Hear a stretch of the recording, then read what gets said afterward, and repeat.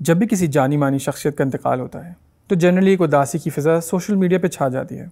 लोग मरहूम को अच्छे अल्फाज में याद करते हैं और उसकी ज़िंदगी को सेलिब्रेट किया जाता है। लेकिन अगर ये अमवात ख़ुदकुशी के ज़राए से हुई हों तो यही लोग बहुत से ग्रुप्स में बटे नज़र आते हैं। एक चीज़ जो इन दोनों ग्रुप्स में आम देखी गई है वो ये कि दोनों ही डिप्रेशन और उससे नतीजतन हुई सुसाइड को समझने से कासिर हैं। एक ग्रुप कहता है कि डिप्रेशन कुछ नहीं होता, बस अकीदे की कमी है, जबकि दूसरा ग्रुप फेथ और रिलीजन के रोल को मानने से ही इनकार कर देता है। लेकिन अगर असल में देखा जाए तो ये दोनों थोड़े थोड़े गलत हैं। समझाता हूँ। पहले हमें ये समझ लेना चाहिए कि डिप्रेशन होता क्या है। ये उदासी से थोड़ा सा मुख्तलिफ है। उदासी में इंसान कुछ देर बाद मुतमईन महसूस करने की सलाहियत रखता है, लेकिन डिप्रेशन में 3 से ज़ायद हफ्ते तक इंसान एक ही कैफियत का शिकार रहता है। डिप्रेशन इंसान को ना सिर्फ इमोशनली बल्कि फिजिकली भी काफ़ी अफेक्ट करता है। आइए इसके सिम्टम्स के बारे में बात करते हैं। डिप्रेशन के सिम्टम्स के अंदर डिप्रेस महसूस करना, जिन चीज़ों में आपका इंटरेस्ट है वो इंटरेस्ट लूज़ करना, नींद में ज़्यादती या कमी, भूख में ज़्यादती या कमी, वेट में ज़्यादती या कमी, जिनसी दिलचस्पी में कमी आना, कंसंट्रेशन में मुश्किल होना, पूरे दिन एनर्जी बहुत लो फील करना, गिल्टी फील करना और ख़ुद को मार देने के ख्यालात आना, ये सब डिप्रेशन के सिम्टम्स में शामिल हैं। अगर एक पेशेंट को इनमें से कोई 5 सिम्टम्स भी मौजूद हों तो उसको मेजर डिप्रेसिव डिसऑर्डर करार दिया जा सकता है। डिप्रेशन की एक कैफियत बहुत सी वजूहात की वजह से एक इंसान के अंदर नज़र आ सकती हैं, लेकिन इनको हम 2 बड़े बड़े टुकड़ों में तोड़ रहे हैं, ऑर्गेनिक या साइकोलॉजिकल। ऑर्गेनिक कॉजेज़ के अंदर वो वजूहात होती हैं जो कि आप देख सकते हैं, जिनको आप जज कर सकते हैं, और अगर आप उन प्रॉब्लम्स को ट्रीट कर दें तो डिप्रेशन भी ट्रीट हो जाएगा। जबकि साइकोलॉजिकल प्रॉब्लम्स इंसानी नज़रिए के ऊपर ज़्यादा मुनहसर है। डिप्रेशन की ऑर्गेनिक कॉजेज़ के अंदर हाइपोथायरॉयडिज्म यानी थायराइड हार्मोन का कम होना, विटामिन डी की डिफिशियंसी, मुख्तलिफ कैंसर्स, स्ट्रोक, विल्सन डिजीज़ जो कि एक लिवर की बीमारी है, आर्थराइटिस और केमिकल इम्बैलेंस यानी सेरोटोनिन और डोपामीन का इंसान के दिमाग में कम हो जाना शामिल है।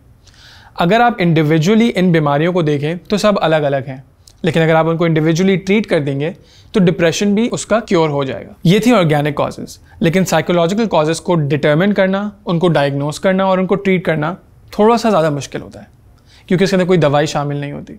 ये सब और बहुत सी वजूहात जानी अनजानी कॉज करती हैं डिप्रेशन एक इंसान के अंदर।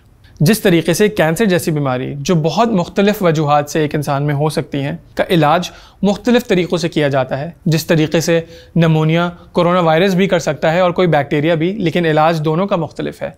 इसी तरीके से साइकोलॉजिकल डिप्रेशन को बहुत मुख्तलिफ तरीक़ों से ट्रीट किया जाता है।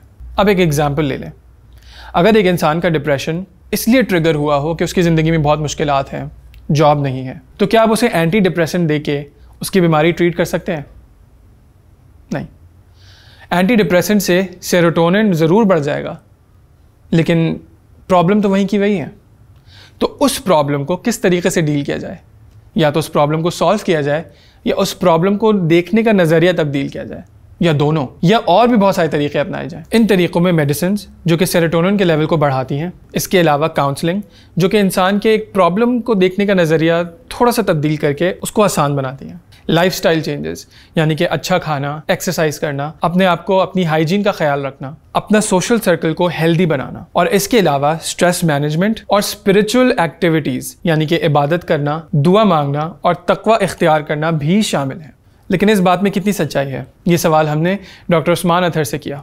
डॉक्टर अतहर एक अमेरिकन बोर्ड सर्टिफाइड साइकाइट्रिस्ट हैं जो फ़िलहाल साइकाइट्री में फेलोशिप कर रहे हैं। इसके साथ साथ इन्होंने पिछले 9 साल इस्लाम और रूहानियत के बारे में भी इल्म हासिल किया। अगर ये कहा जाए कि इनका स्पेशल इंटरेस्ट मेंटल हेल्थ और स्पिरिचुअलिटी यानी रूहानियत को जोड़ने में है तो शायद गलत ना होगा।